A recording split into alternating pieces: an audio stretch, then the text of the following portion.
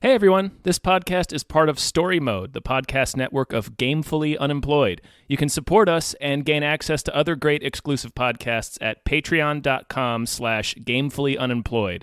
That's patreon.com/GAMEFULLY unemployed, which is spelled like it sounds.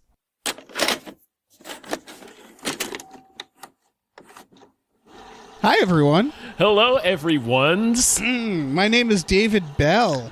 And my name isn't. Yeah. Guys, it's Tom Ryman. It's Tom Ryman. That's my name. And we just watched The Spirit, Thesperate. directed by Frank Miller. Miller. Written From Sin- for the screen and directed by Frank Miller. Beloved movie, The Spirit. I mean, you guys probably don't need us to tell you that The Spirit is just on the tips of everyone's lips. It's true. Just- Everybody's talking about The Spirit. Everybody's talking about The Spirit. My city. I cannot deny her.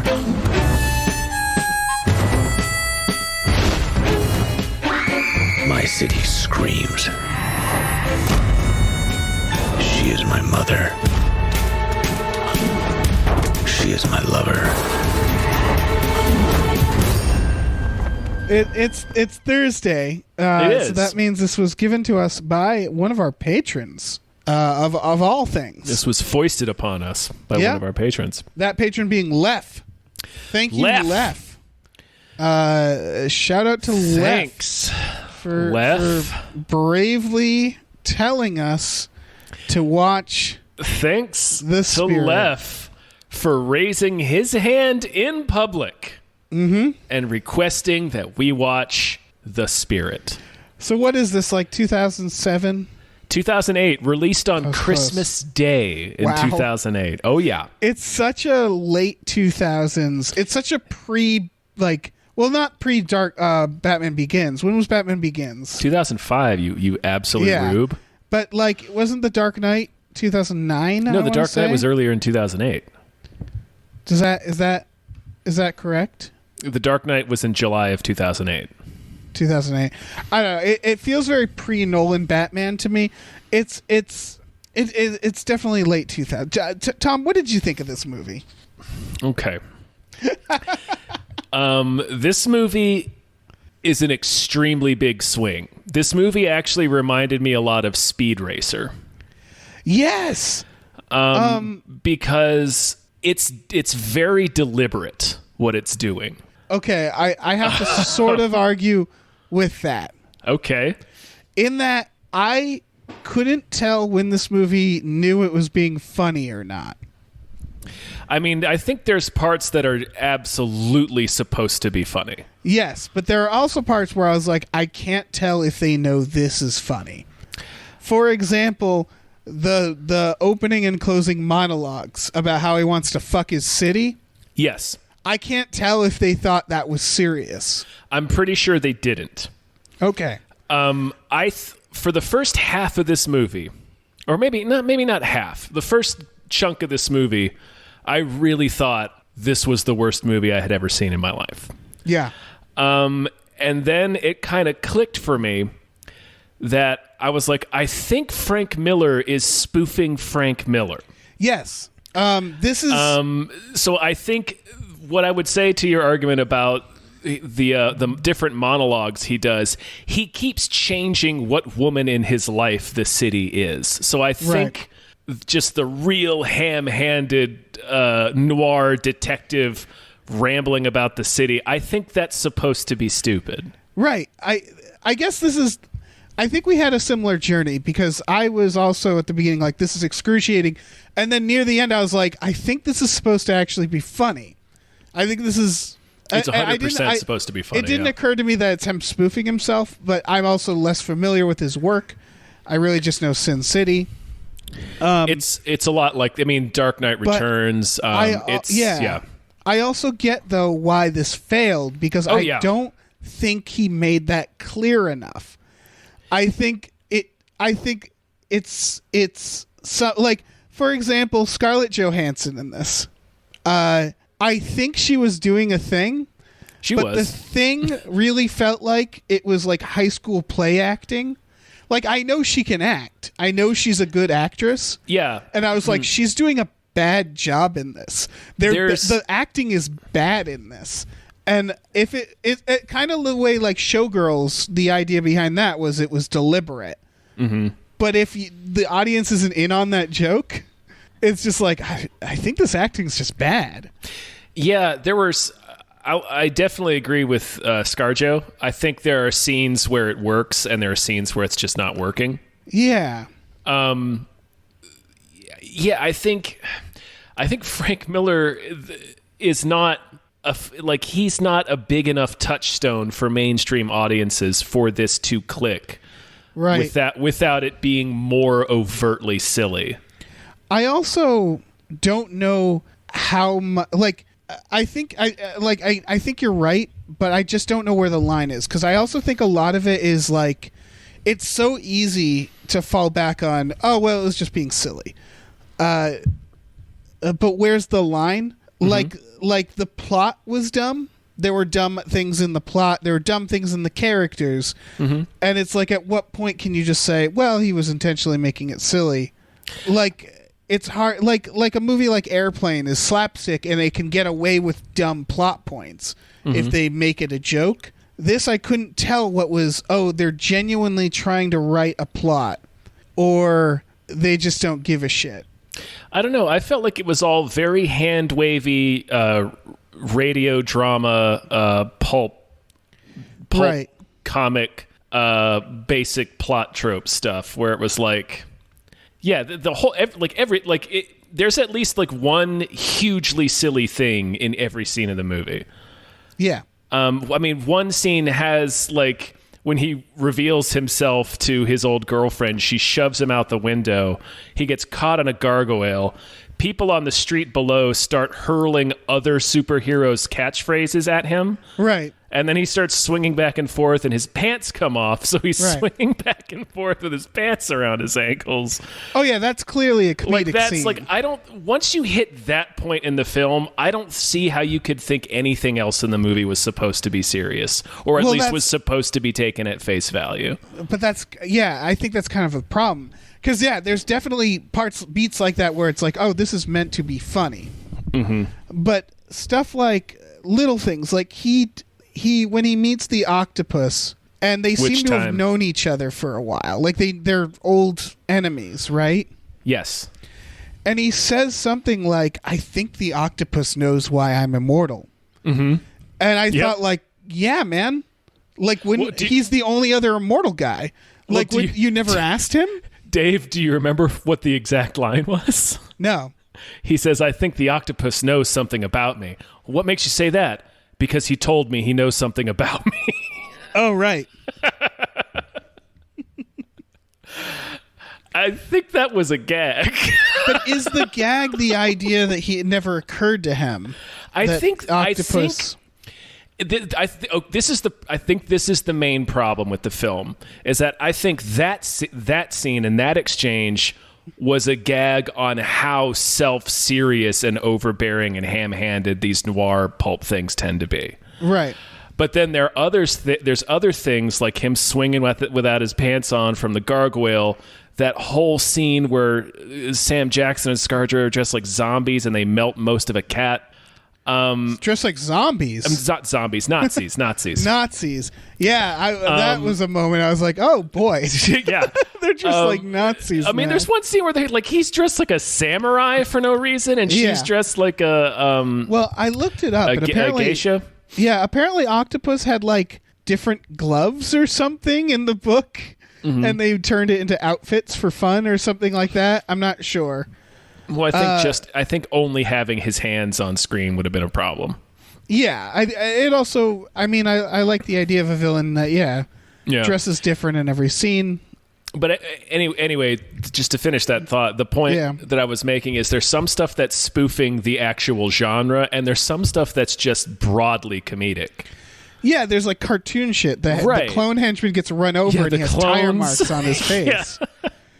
Like And everything with the clones was just like Three Stooges. It's very tonally all over the place, and that's why. Yeah, because it doesn't seem like it's. Sometimes it doesn't seem like it's a spoof movie.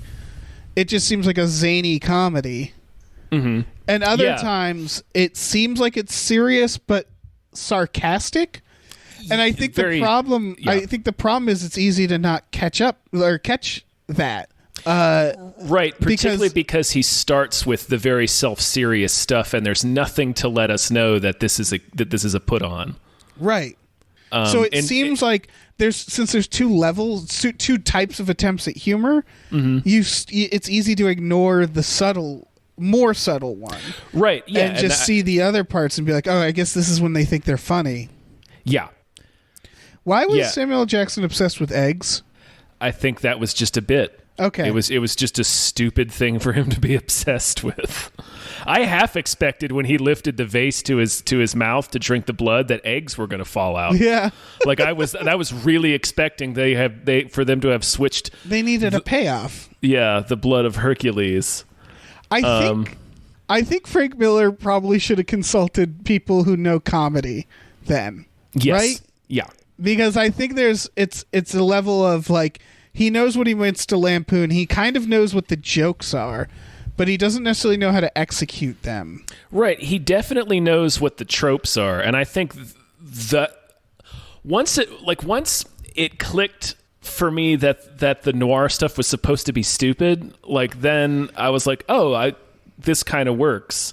But it's just like at odds with the really broadly comedic stuff. Like I think the broadly comedic stuff was the stuff that didn't land quite as well for me anyway. Right. Oh yeah, the broadly comedic stuff was pretty garbage. Yeah, for the most. I think there was probably one or two gags that I laughed at, but what was the goddamn?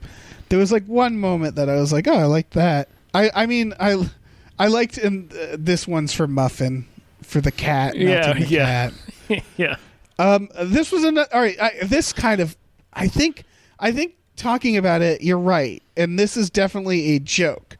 Yes. But the way they shot it, I couldn't tell. Where he's talking about his old flame, whose name is Sans Serif, which sounds like a font. It is a font. Is it? Except her name is Sand, but Sans Serif is the font. Yeah, I believe. Sans Serif. Yeah. When he says, "I hate you, Sans."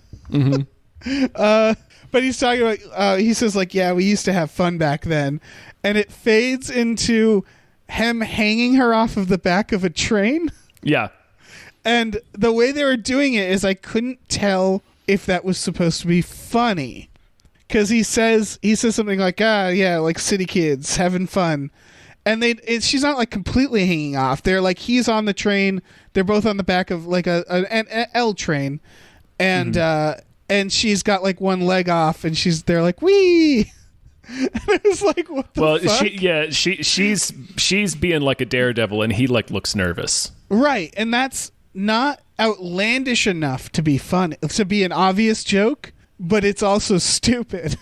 Yeah, it was like, it was a real assault. Also, they're just dressed in modern clothes. Yeah, and like so that again, that was real jarring. Right, and that can't be a joke on purpose, I imagine. I'm not sure because like later on in the movie, that one, this is my favorite choice in the film. Is the one rookie cop Morgenstern? What was Morgenstern's deal? I don't know, but is she a robot? She made a choice. She yelled every line. She does, yeah. She's doing this weird, like she says, "I'm from Baltimore." Like she does this weird Baltimore accent that doesn't quite land. Right. For people who haven't seen this movie, she delivers every line like someone who just had their hearing temporarily blocked. Yeah. Like a explosion went off near her. Mm-hmm. She yells every line in this like tone deaf way. It's very weird. Yeah, she is doing theater acting. That's like she is way too. Yeah, it is a choice. And she just whips out like a BlackBerry at one point. I'm like, oh, right. okay. Like it's. See, that could be. See, this is what I mean. I guess is there's. I'm trying to think of the exact moment because I know there are. Is that in a spoof movie, in like a Naked Gun or a Zucker movie, or I want to say like I bet this was a Robin Hood Men in Tights joke. I don't know why I can't think of it right now. Is a character takes out a shockingly modern object. Mm-hmm. Oh, it's Dave Chappelle. I am running out of air, and then he pumps his sneakers. Yeah. Like that's how you construct that joke. Mm-hmm. But in this, it's not. I can't tell if that's a joke because they haven't established what time it was. If it was like a detective film noir and they made it seem really like a noir, I think shooting it like Sin City didn't help. No, it definitely made me assume that it was like in the 40s. Right. And also because this character is from the 40s. But also shooting it like Sin City, making a spoof of Sin City is a great idea. Yes. But you have to kind of spoof the movie as well and how that movie works. So you wouldn't do jokes about what era it's in. You do jokes about like the way like the most iconic thing about Sin City, which is the way that it looks and the green screen. Yeah. You'd have one of the characters turn to walk off into the background and they just run into the green screen. Right, exactly. And so like, yeah, taking out that phone, it's like, I don't know if that's a joke. I don't know if it's supposed to be... She's the only one that had one. Yeah. I don't know if it's supposed to be funny that woman, what's her name? Plaster of Paris? Plaster of Paris, yeah. I mean, that's a joke, but I don't understand why she helps him get out and then stabs him. They clearly like dated. Like there's a running gag where he just fucks every woman. Like no woman can resist him. And they apparently just had a thing. But that's another part where it became more clearly a spoof because he looks right at us and tells us who she is.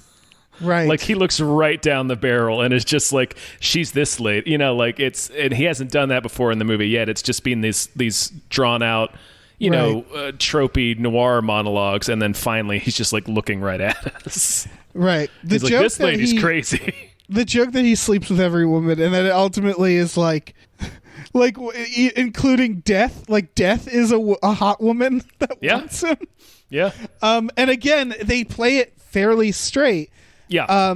And so you either have to pick up on that as a joke, which I think it is. He looked right into the camera to tell us about this one.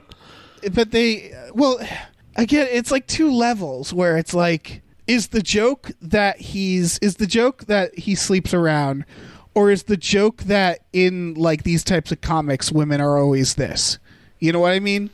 Is it a joke on look how much this guy, or is it like a joke of like, look how much we force these like hot women to always be after, like to the point that every female character. It's kind of the same joke.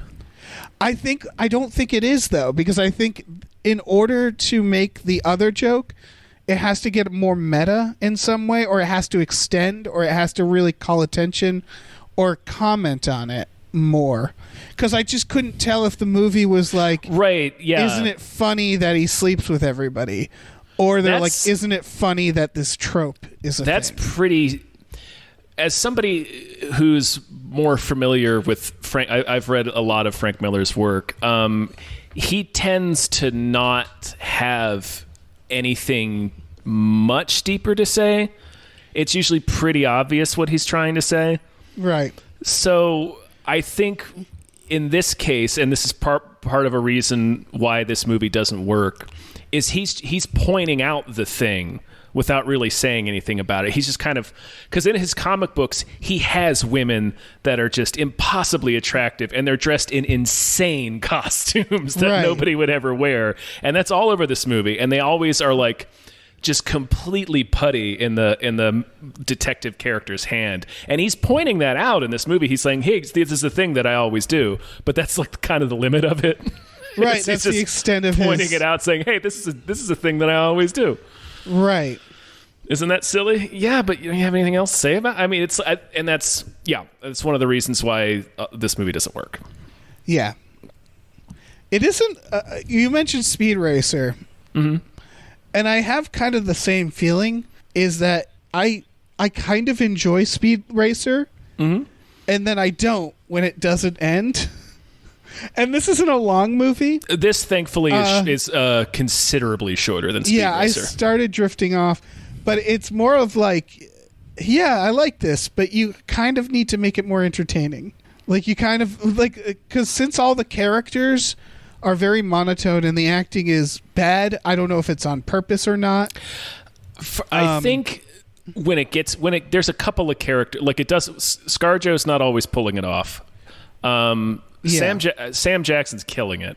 I think. Well, he's just giving them the Sam. He's giving them Sam Jackson package. Yeah, and it's like that. I never get sick of that. I actually think the lead guy is pulling it off pretty well. Once you realize he's supposed to be funny, Yeah. it reminds me of any like straight man in a like a slapstick or in a spoof. Where he's so intensely melodramatic. Like the Right. scene, one scene where it really clicks is when he's riding in the elevator with the chief, and the chief asks him for like the second time, "Are you on drugs?" He's like, "No, I'm not on drugs." Like Right. he just really overreacts to it. That's another. Okay, here's what they needed to spoof. Yeah, the Frank Miller look more, because in that elevator scene, That's a Frank Miller shot. Yeah. it's a Frank Miller shot. So I'm not thinking about the dialogue as much because that shot's distracting. So like they should have done a gag. Like they should have done more gags with the visuals. That's. I needed more. Of that. They I do think a I needed. little. They do a little bit of it. Like, I mean, in their first fight, Sam Jackson, they're fighting in a swamp. Yeah. Sam Jackson produces a toilet from somewhere, Right. and hits the guy over the head with it. And that was, I think that's what began to push me in the direction of, is this Right. supposed to be funny? Okay. Like- That's the thing is it's that versus a spoof though. Is that I definitely think this movie is supposed to be funny, but I don't know where the parody goes because it's like for have you seen Dead Man Don't Wear Plaid? No, I'm aware of it, but no, I Ooh. haven't seen it. It's fantastic.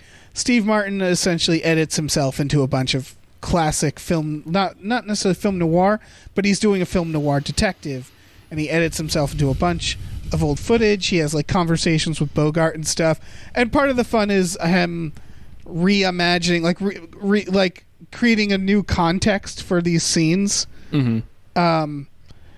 But also like you kind of have a very clear understanding of what the spoof is there. And like I almost think this movie needed a comedian for the lead role.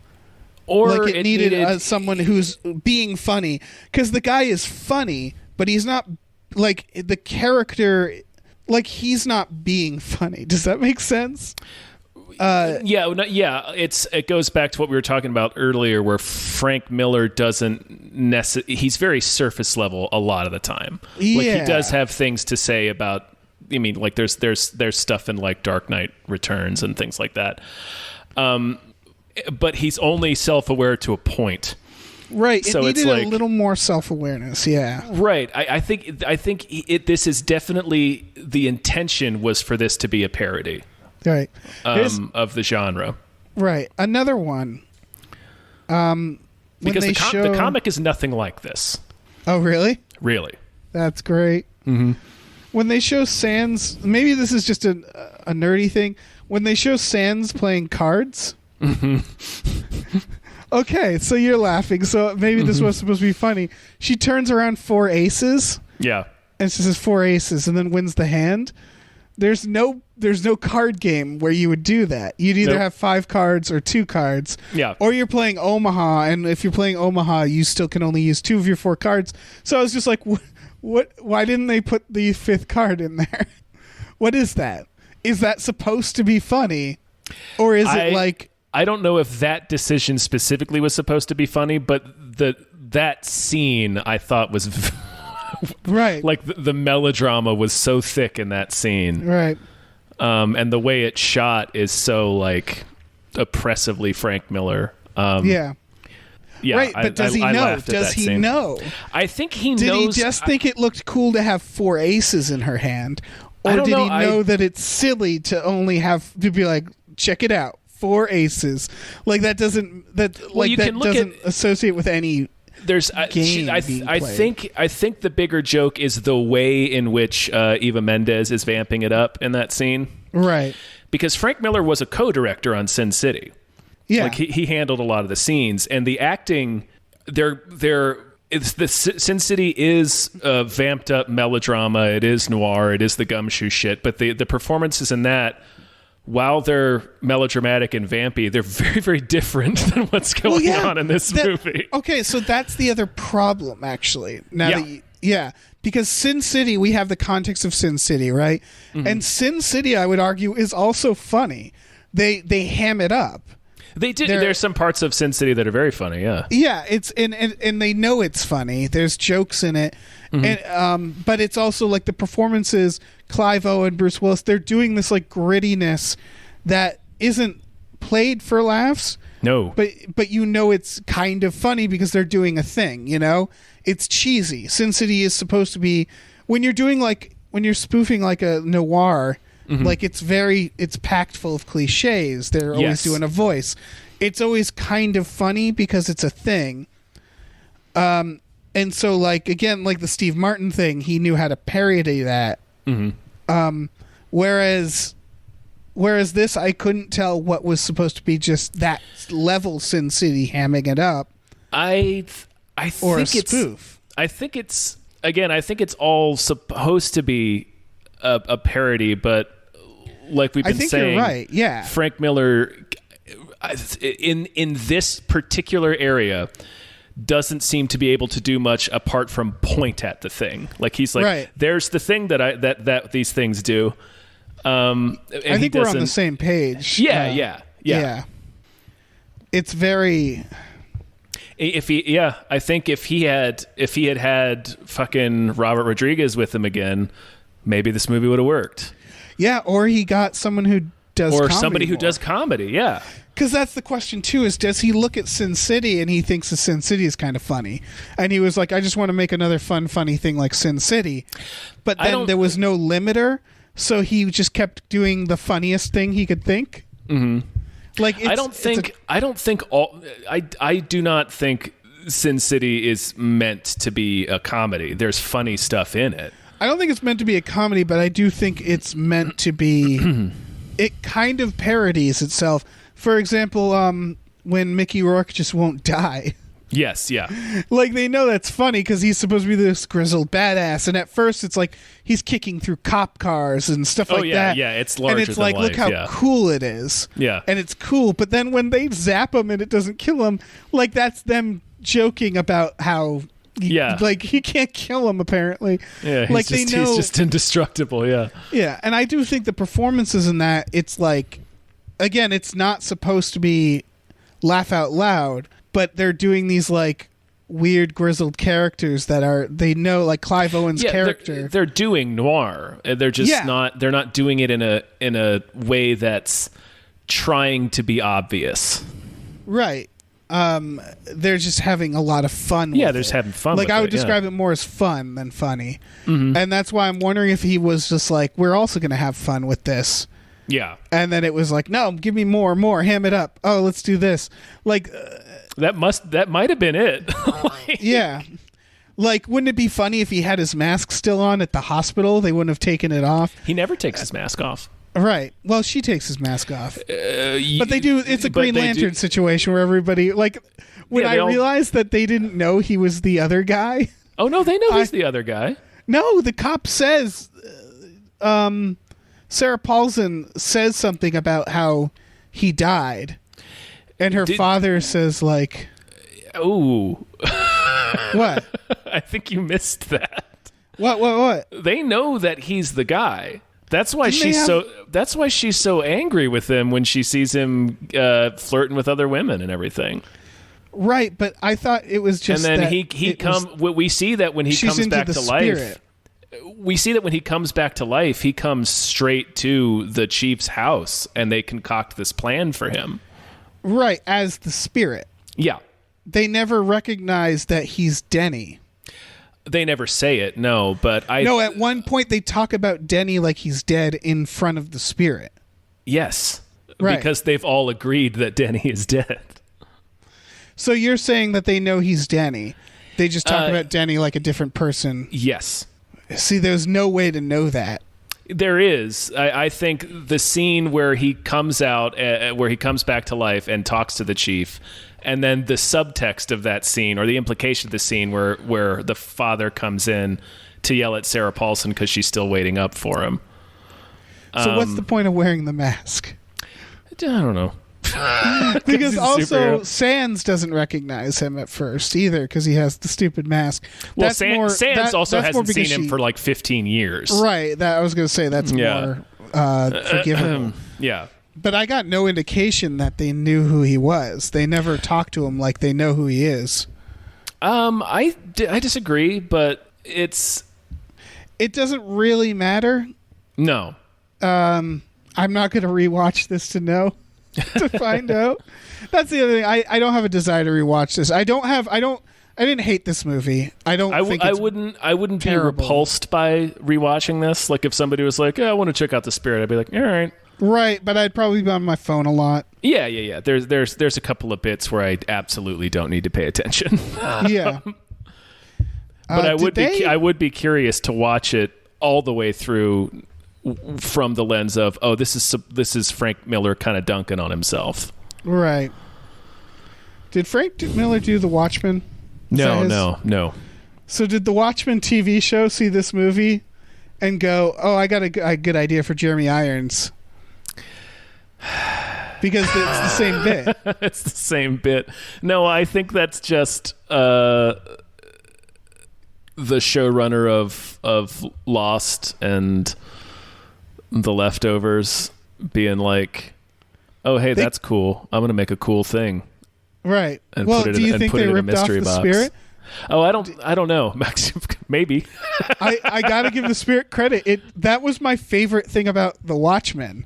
Yeah. I didn't finish that show, but that was the thing that I was like, that's cool. I like that dynamic. And then I saw it in this. I was like, hey, The Spirit did it first. Which is, of course, we're talking about Samuel Jackson has clone army that are like really happy and expendable. Yeah, they're they're extremely agreeable. I thought I was going to hate them a lot more. When I thought they were have just some good bits. They have some good bits. They're definitely like the most over-the-top comedy side of it.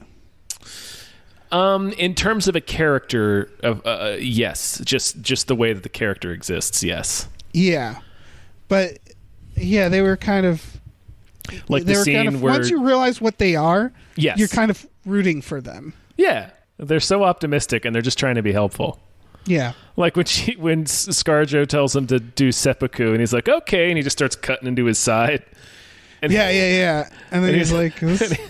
And he looks up and asks him, he's like, am I doing this right? And she looks at him, yeah, no, it looks great. Yeah. And he's like, okay, because it really hurts. Yeah. That was another thing about this, actually, is that there's no blood, is there? No, not really. It's weird. You see some when they flash back to Denny's death, but it's all white because of the monochromatic style on display here.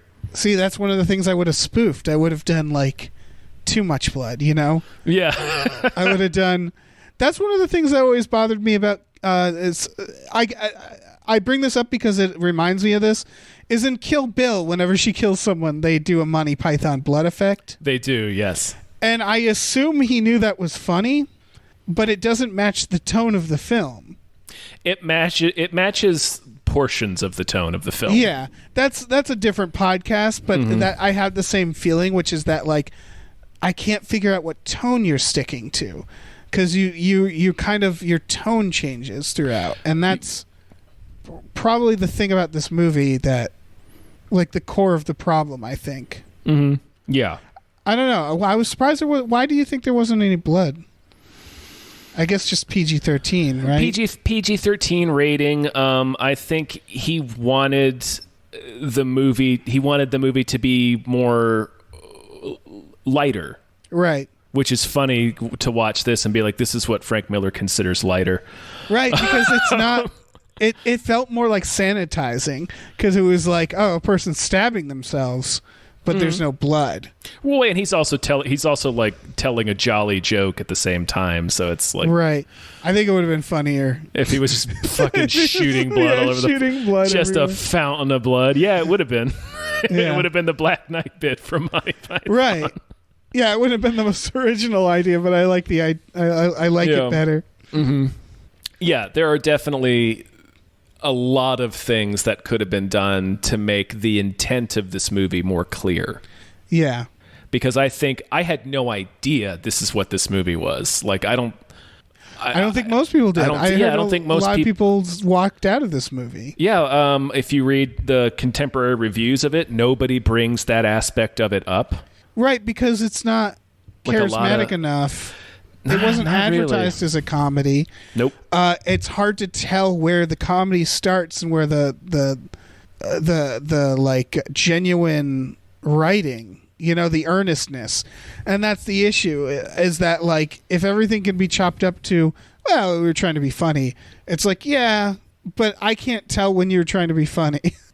I can't tell what's you trying to be funny and you just not being a good storyteller. And that's why it's like, yeah. Yeah, I mean, It's almost a waste. Huh? It feels like a waste because I think the idea of spoofing a Sin City style movie, having Frank Miller be involved, is a great idea because he clearly knows what to make fun of.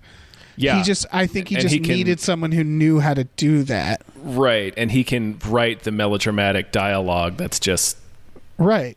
there's a couple of parts of this movie that I really enjoyed, and it all had to do with just really mining that sort of gumshoe mentality, and then just watching people sort of like chew on it for a little bit. Like if there had been another voice in there that sort of knew what to say about these tropes, apart from just being like, isn't this kind of cheesy? Right. It's like, And yeah, it there's is. also, there's things like when he gets stabbed by that woman, he falls in the water and they act like this is it. I couldn't tell if that didn't feel like a joke, right? Which part was that in the beginning? When the what's her name, Plaster Paris stabs him, he falls in the water and he almost sees the Lady Death, and then he's like, "No, I'm gonna get out of here." I couldn't tell if it's supposed to be funny that he's immortal. Like his life has never been in danger in this movie. The first thing that happens is he fights the bad guy and they have a cartoon fight. And I was like, oh, okay, so there's no stakes. They can just fight each other. Yeah. And so then when that happens, I was like, this feels like he did it because it's supposed to be in a movie. Like it's the third act low point beat. Does he know it's funny how little stakes are here?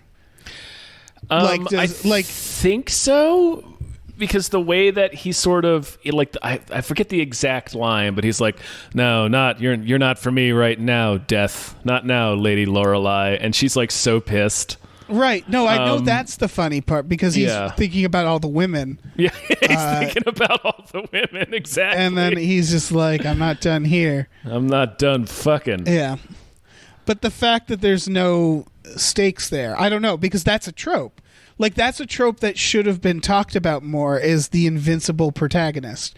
Like, if you were spoofing a superhero movie, that's one of the issues, I think, with superhero movies, is they're always very low stakes. Or they tend to be because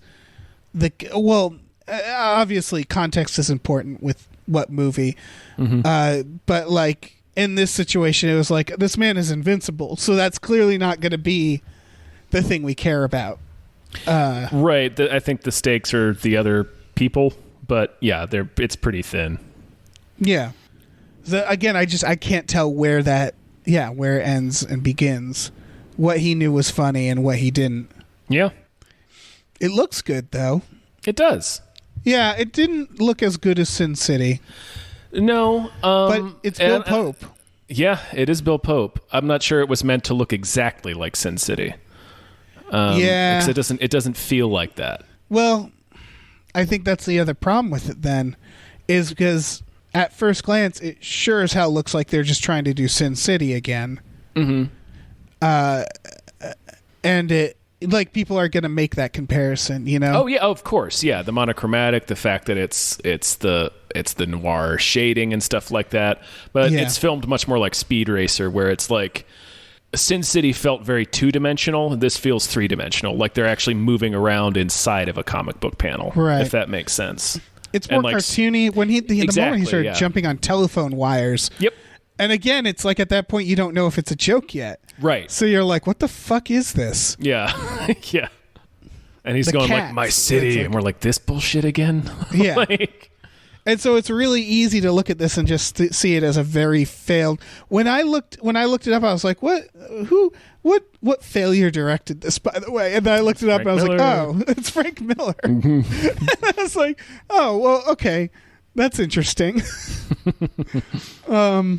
So yeah, it's easy to see this is Frank Miller untethered from Rodriguez. yeah, oh, and Tarantino was there too. And Tarantino, yeah. Did make me want to watch Sin City again. I haven't in a while. Yeah, I don't think I've seen it in probably a decade. I wonder if it's. I bet it's still good. Yeah, probably. Yeah, Elijah Wood was good in it. I think we're gonna shoot a movie entirely on a green screen. That's what felt very like ending of 2000s. Mm-hmm. Which isn't to say we still do that, but we don't make it look that way. No, But it's like like- Star Wars and The Hobbit and shit.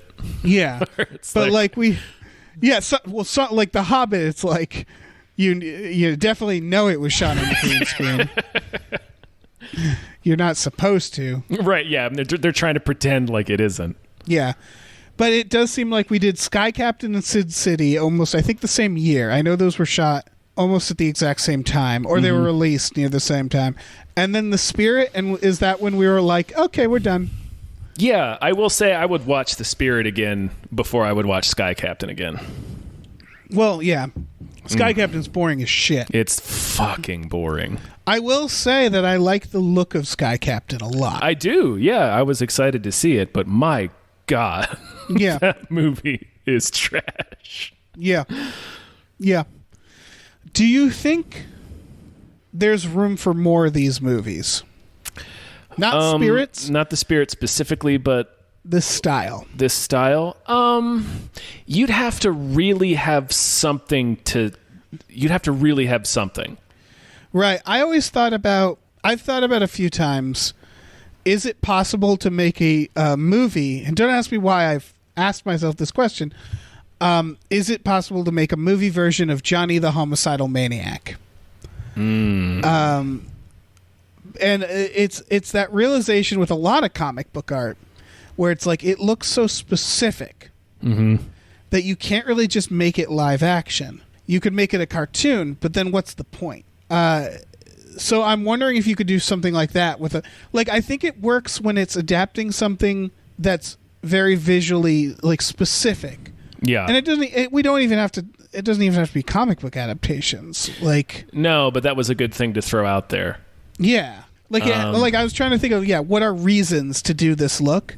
And something like a Johnny the Homicidal Maniac adaptation would justify making, and it wouldn't look like this, not the Frank Miller version. It would look like a totally different thing, but it would be an all green screen style. Yeah, or you'd get somebody like Leica to do not necessarily Johnny, but get them to do like Squee. Yeah, but I would love to see a fucking I'd love to see them do Johnny the Homicidal Maniac. Holy Yeah, shit! that would be fucked up. Yeah. Good God. Yeah, But yeah, you're right. Stop motion. That's actually how you should do that's that. how you. look. That's how you do that. Yeah, Maybe stop motion green screen. You do a combination of the two. maybe. Yeah, that would be interesting actually Yeah. to really get I a could- very specific look. Yeah, I would argue that we we seem to do two things with Dr. Seuss. Mm-hmm. We either do a full CGI movie Yeah. or a nightmare, starring like when we take Michael Myers and we put him in a nightmare suit. Michael Myers. Michael Myers. I want to see that movie. Yeah, but you know what I mean. It's one of the two. I wonder if there's a way to combine those two and do like a kids version of this, like all shot on green screen Or are we just over it? Are we just like, look, if we want our movie to look fucked up, we don't have to like, we can just make it all CGI, or we could just, like, because again, we shoot everything on screen already, so it's like, was this a crutch? Was this the idea that we were like, well, we're shooting on green screen, but we're not ready to make CGI look realistic? No, I don't think this was a crutch. This and Sky Captain and Sin City were going for something very specific that wasn't meant to look real. Right. But it couldn't. I don't think you could do a movie like this again just to be like, oh, I want it to look like Sin City. It would have to be something like I said initially. It would need to be a compelling reason to do this again, because I don't think it's sort of like why doing repeats of 300 didn't work. Because it's like, no, that's really the only time you can get away with that is that first time. Also, in retrospect, I feel like 300 didn't work. Like, I think it was. I think it's a victim of its effect. I think it's a victim of its effect on movies. I think its style was repeated too much. Right. I also just don't think it's a particular. Like, I think we were thrilled with it because of how it looked, but I think it looks great. I think now that we've gotten used to it, I don't know, but I suspect going back and watching it, I would not like it as much. I have watched it again within the past couple of years. It is a bit of a slog. Yeah. You know what's incredible about that movie? I know this is off subject. Yes, McNulty. McNulty. No, the fact that Lena Headey. Oh yeah.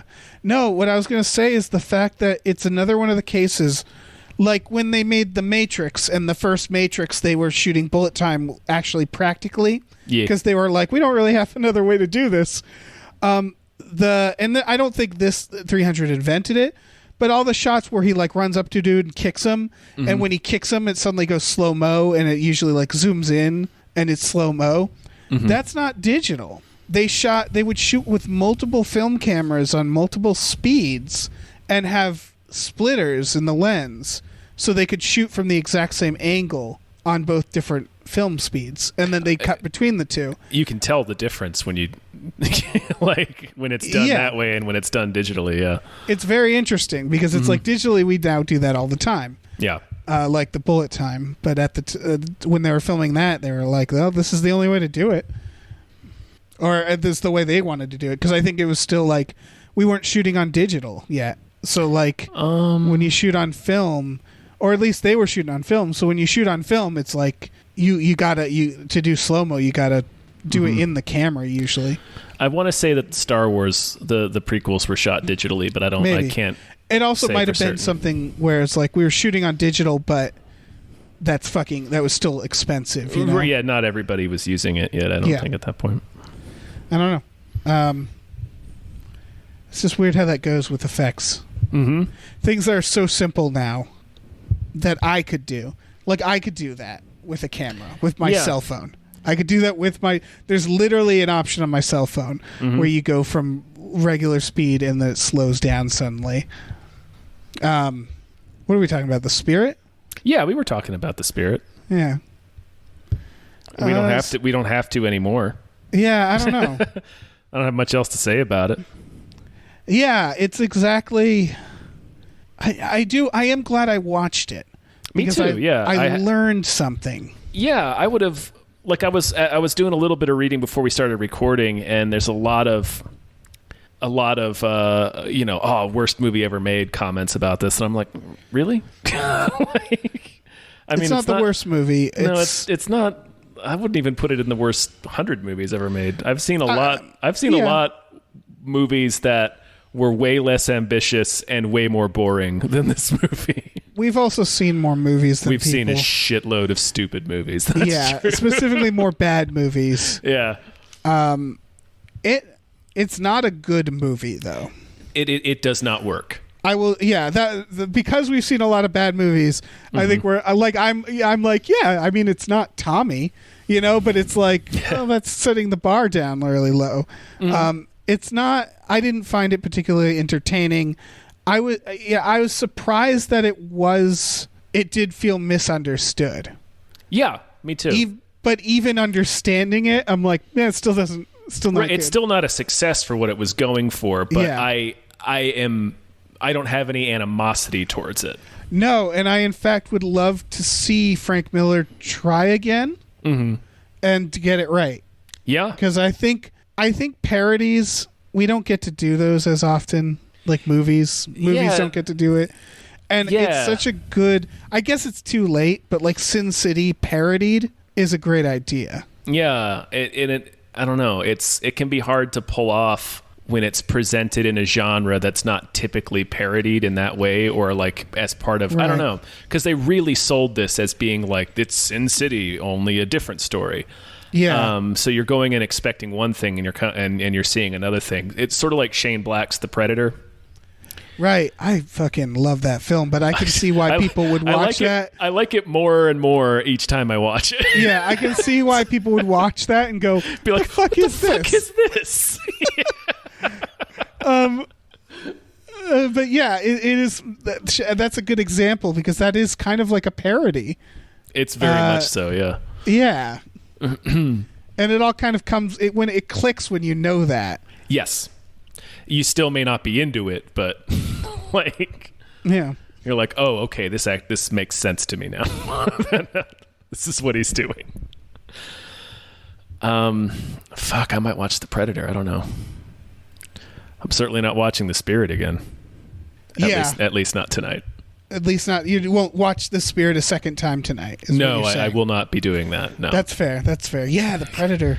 Yeah, maybe The Predator. I don't know.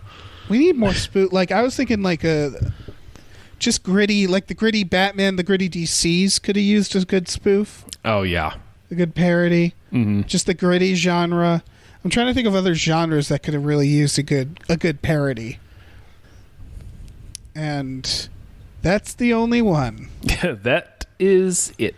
Yeah. All right. I think that's it. I think that's enough. Yeah. Hey, hey, everybody! Tweet your genre you want to parody at Gamefully Unemployed, and we'll give you a prize. Not actually a response. No, don't. Even if a that's response. okay, we won't. No, there won't be a prize whatsoever. You will get silent. You will get indifferent silence. You'll be like, I don't know if they read this. Yeah. And then you'll always just wonder. And then maybe a few days later you'll get a like. You might. No, I mean, we try. You We might. try. We try. We we try. try. We do try. Yeah. We don't not try. No, we're constantly trying. Yeah, we love you. We love you deeply. Everything we do is for you. Yeah. No, that's true. It's just like the Ryan Adams song. It's all for you. Mm. Wait, did you say Ryan Adams or Brian Adams? Because It's it's Brian Adams, isn't which it? one's the racist? There was a racist? Who was the racist recently? Ryan Adams, I think. Was it Ryan Adams? I think it was. Oh, hang on. Let me Guys, make tweet sure. to us who the racist was. Oh, it was Brian Adams. It was Brian Adams. That was a real. I know. Oh no, wait. Maybe it wasn't. I don't fucking know. Who can say? This sums up my Twitter experience. Was just me going on Twitter that day and going, huh? So he's racist. Okay. I think people were very surprised by it. Pretty okay. It's Brian Adams. I'm pretty sure. Brian Pretty sure Adams it's Brian did the Adams. racist stuff. Yes. Okay, good to know. Guys, I'm glad we cleared that up. Yep. He is both guys. He is both the racist guy and the guy that wrote the Robin Hood song. Oh shit! What did Ryan Adams do? Is there a Ryan Adams? There is a Ryan Adams. I don't know what he did. Okay. He's not the one who killed his wife. No, that was also Brian Adams. Okay. He didn't really kill his wife. Okay. No, whatever. We can No, let that we don't. float. We can can't let hurl that float in the accusations on this zeitgeist. podcast. I don't know what we can legally get away with. I think if we phrase everything like a question, does it work? No. I think we can still get hit with that. That we can only do it that way if we're the president. Oh, okay. That's the only fair. way we can do that. That's fair. That's fair. Is we either say, is this person a murderer, or many people are Right. saying this person is a murderer. Oh yeah, we could say many people We are could say saying. many people are saying, yeah. Yeah. Okay. Good to know. We gotta get some. We gotta get some good. It's not libel. It's slander when it's voice. Yes. Okay, we should get some good ones cooking. We should start Yeah, some rumors. we should might as well get some good slander. Yeah, Slander lawsuits under our belts. Yeah, fuck it. What's the worst they can do? Sue us? Yes, that is the worst they can do. Okay. That is accurate. I want to thank Lef. I want to thank Lef thank you, Lef, for bringing us the spirit. Legitimately, I thought I was going to be cursing your name, and I didn't like this movie, but it was kind of an important watch. Yeah, now I understand the spirit. Yeah, and isn't that what's most important? We also have a Patreon, patreon.com/gamefully unemployed. We have exclusive podcasts there, like Tom and Jeff Watch Batman, and Fox Mulder is a Maniac, and we have a tier where you can make us watch stuff. Indeed. Like the spirit. Like the spirit. So check all that. Check it. Check it out. We also have a store, tpublic.com/store/gamefully unemployed, where you can get t-shirts, stickers, and all sorts of other stuff. Check that out if you feel like it. If you don't, you don't have to. Yep. I'm not your boss. No. You don't have to do anything I say. No, not until our empire grows. Well, then things will change, but the rules will become very clear at that point. Yeah, so we have some plans. You'll notice from all the posters. Yeah, never give us power. Don't say we didn't warn you. Mm-hmm. Never give us power.